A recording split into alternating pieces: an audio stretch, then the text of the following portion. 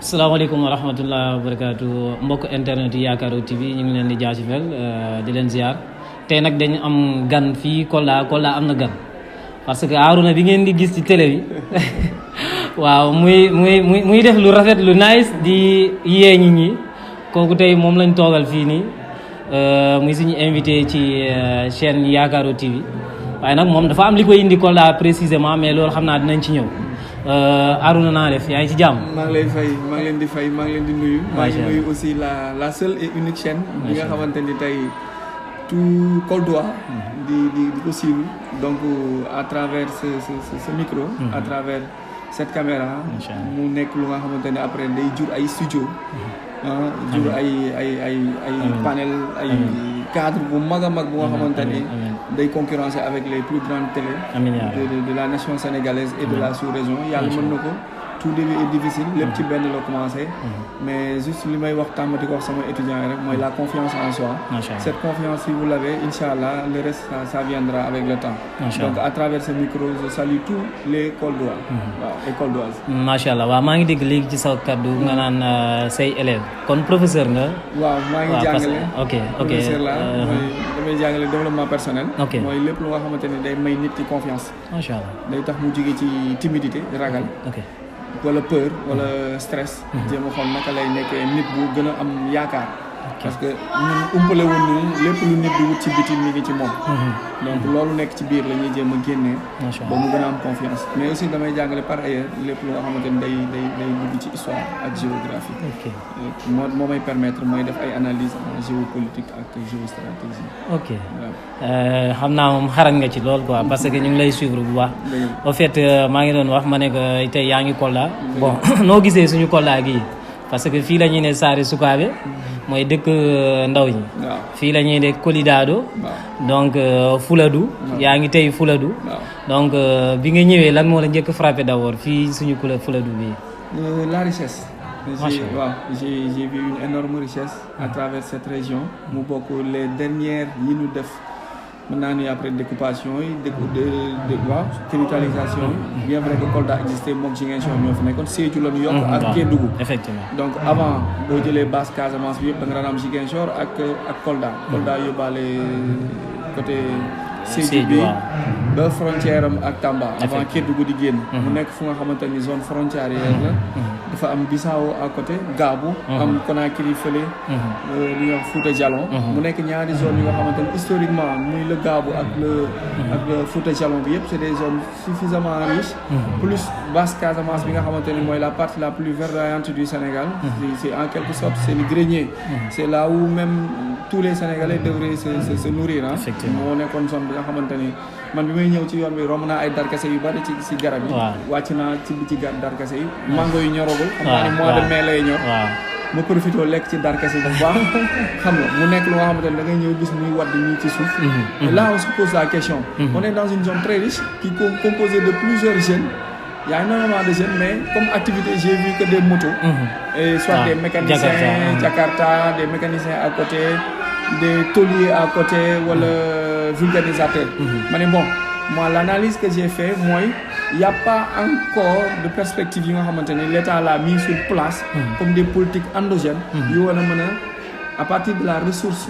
que Kolda a mu mën a détaché wu donc loolu mooy analyse bi nga xamante ni bi ma ñëwee Kolda à première vue ci yoon bi j'ai vu ça par rapport climat bi parce que fii moom boo tuddee tàng rek tàng boo ko tuddee rek mooy yéeg nga ko alal bi moo bari moo tax muy tàng suuf si dafa bëri alal moo tax muy tàng macha allah il y a énormément de richesse bu nga xamante ni mi ngi si sous-sol bi c'est normal que boo demee vers loo gën a dem vers est yaa ngi dem vers Kédougou mooy Sénégal oriental bi foofu mooy fii ñu nekk nii mooy avenir u Sénégal en quelque sorte ci lépp lu nga xamante ni richesse aurifère la mooy lépp lu nga xamante ni day jóge ci biir suuf si donc mooy waral mu tàng donc yàlla bu lay may dara du la ko yombalal du la ko yombalal mënul jël alal bu bari ay or diamant ki thélium ki uranium def ko ci biir suuf si ba pare mu bëgg sedd noonu donc il faut que nit ñi aussi xam ni dina neex day ñëw te tàngaay bii nii nekkul lu nga xamante ni dafay rey nit ñi te bu nawet jotee ñëpp dañuy bëgg ñëw fii ñun Dakar li muy sedd bu nawet jotee dañuy bëgg génn duñ fa xaj effectivement kon ça veut dire que yéen bu seddee si ñun mu tàng ci yéen mais bu nawetee mu metti ci ñun mu neex ci yéen donc la vie a toujours été comme ça amul kenn ku yàlla jox nga gérer lépp en même temps da lay jox lii xañ la lii jox lii sa morom jox lii donc tàngaay bi garaawul ça tue pas. Ok mais tey jii boo doon conseil tey le gouvernement par exemple lu jëm ci wàllu Casamance kii maanaam la haute Casamance comme ni ñu koy waxee. Fuladu bii nii tey boo leen doon conseiller ak li nga jot a gis. lan nga leen di mën a wax tey. D'abord il y a ses fils. Il y a ses fils, comme je pense que c'était Aliou Badara Sané. Oui. C'est des cadres, c'est des hauts cadres de la République sénégalaise. C'est des personnes qui ont suffisamment de bagages et de background, pour ne pas citer d'autres. Ils ont des plans, des plannings, des objectifs, des visions et des missions même pour faire dérouler, faire avancer, faire changer Fuladu. Premièrement, moi zone Fuladu dafa nekk Carrefour. Il y a la Gambie, il y a Ziguinchor vers l'océan. Il y a le fleuve aussi qui peut être servi de navigation. Fleuve Casamance, mën na jógee Ziguinchor, mu naviguer toute la Casamance, jaar Sédhiou, jaar Kolda. En plus, il y a une zone comme Dakar. Les gens ont tendance à se focaliser par exemple sur le Magal de Touba, sur Gamou Tivaouane, Gamou Niassène, Gamou Léona ou Taïba. Mais les gens oublient que le Dakar, c'est pas 2 jours, c'est pas une journée, mais c'est plutôt une semaine d'activité. Effectivement, 10 jours ça. 10 jours, vous générez énormément, suffisamment d'argent. 2, 3. Troisièmement, il y a Manda, Manda Douane, il y a Diaoubé.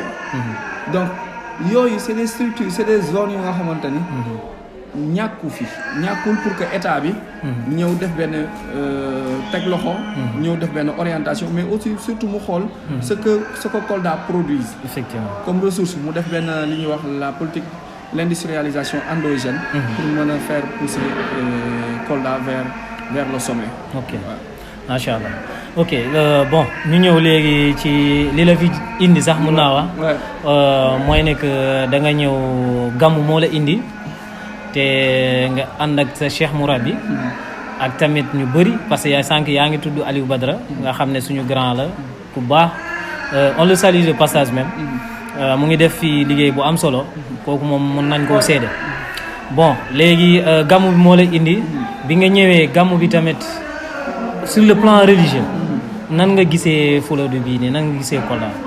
waaw mais nous tous nous savons que le Sénégal boo jëlee base religieuse bi xam nañ ni de base de source c'est tout ce qui est Pulaar.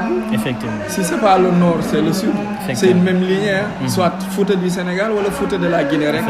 Mon mot de base, donc loolu c'est depuis la révolution des Almoravides, depuis la révolution des Arabes. Ils ont prêté le Sénégal à travers le Maroc, Mauritanie, en traversant le fleuve Sénégal. Donc tout au long du fleuve, parce que vous poussez à l'est, il y aura le fleuve. Le Bafing et le Bakoy vers Kidira Kaye, le Tamba, Kédougou, Kolda.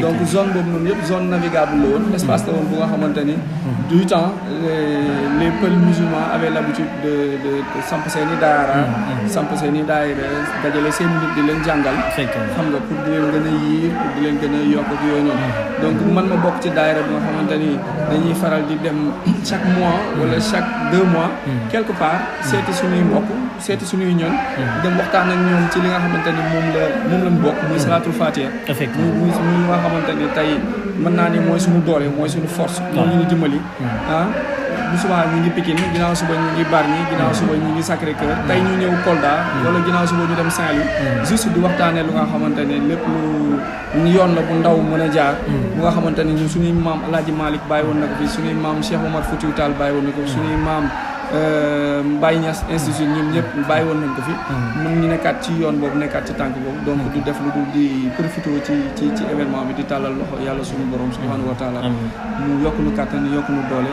defal nu ko ñun ñëpp ñu gën a mën a am taxawaay daal macha allah jërëjëf waaw personnellement parce que man comme dama lay suivre je vois que parce que léegoo-léeg li ngay indi j'ai vu même ne que am na fi nga doon waxee ba naan kii ni ñu koy waxee sa ustaas yi nañ leen laaj tu vois donc je sais que personnellement am na loo xam ne mu ngi fii background boo xam ne mu ngi fii sur le plan religieux mun nañ xam ba xam da nga jaar daara wala nu mu fa demee. comme xale yëpp ah. ok comme xale yëpp jaar nañ daara. ok am nañ chance am papa mu wut oustaz mi ñuy jàngal ci biir kër. macha allah ñuy jàng. ok far ijji. far ijji d'abord. ok mooy mën a lire l'alphabet l'arabe. ok xàmmee. masque yi. bu ok nekkee ci kaw. bu waaw nekkee ci suuf bu waaw dammee ak bu waaw. doublé. dëgg la ba nga mën a def lire bi lecture bi. Macha après Allah. ñu jéem a dindi maas yi nga lire sans maas yi. sama maas waaw. nga dem école bi ñuy tàmm espagnol ak arabe man j'ai eu la chance ma def arabe collège def espagnol lycée. ok yooyu yëpp mu nekkoon yoo xamante ni tey yow booy lire alxuraan bi. même bu lire bi yeexee. am na traduction léegi. effectivement avec la traduction tu peux comprendre Ouais, mieux. ouais, ouais. Hein. Ça, c'est Donc mu permettre mu jox ñu permission pour que on a le droit de poser des questions. Effectivement. Et de demander si on comprend C'est pas normal, wala c'est si normal. on voit autre chose autrement les choses ñu demander. C'est loolu kese normal, la c'est normal. waaw loolu kese la. c'est normal waaw. macha allah Merci bon beaucoup. vraiment bëggoon nañ gën a am temps jot mais comme tamit le temps est un peu court ak tamit xam naa ñeneen tamit ñu ngi lay xaar parce que maa ngi gis gars yi ngi jël ay photo rek am na ñu taxaw di xaar donc dañ lay bàyyi rek nga dem dallu ak tamit dem gisee ak nit ñi jël ak ñoom photo comme il le faut waaw merci donc ñu ngi lay remercier bu baax maa ngi ci leen di remercier. occasion bi ñu may Waaw. man laa interviewer parce que lii yëpp oyofte la beaucoup. parce que bi ma ñëwee wax la ko gantaloo dëgg loolu ça m'a marqué vraiment ak tey peut-être sa niveau fu mu toll waroon ngaa ñëw di jaay leneen et si tu vas mais on n'a pas vu ça en toi loolu dañ la ciy jaajëfal di la ñaanal yàlla am na li ma la waxoon nag dama la waxoon ne ma ne la man dama bëgg ko am fit dëgg la. te loolu gis naa ko ci yow Dëgg la. te sànq yaa ngi may wax nga ne yaa ngi jàngale lu jëm ci yokk nit fit voilà et si tu vas être te loolu Sénégal soxla na ko Dëgg la. soxla na ko macha allah ñu ngi lay jaajëfal bu baax Dëgg la. di la ñaanal yàlla defal tawfeex ak taysiir yàlla làkk la fu yàq yeggut Allahumma amiin. ci barke nabil Moustapha yàlla mën na ko yàlla na ko yàlla def yàlla mën na ko yàlla na ko yàlla def Allahumma amiin. donc mbokk internet yi ñoo ko déggandoo te kii mooy Harouna mi ngeen doon dégg comme ni ma ko waxee ci bi ñuy tàmbali donc tey moom lañ doon interviewé ci seen chaîne Yaakaaro TV di ñaanal képp koo xam ne yaa ngi suivre suñu chaîne bi ñu ngi lay ñaanal yàlla di la ñaanal tawfiq ak taysiir ci barke nabil Moustapha sallallahu alayhi wa sallam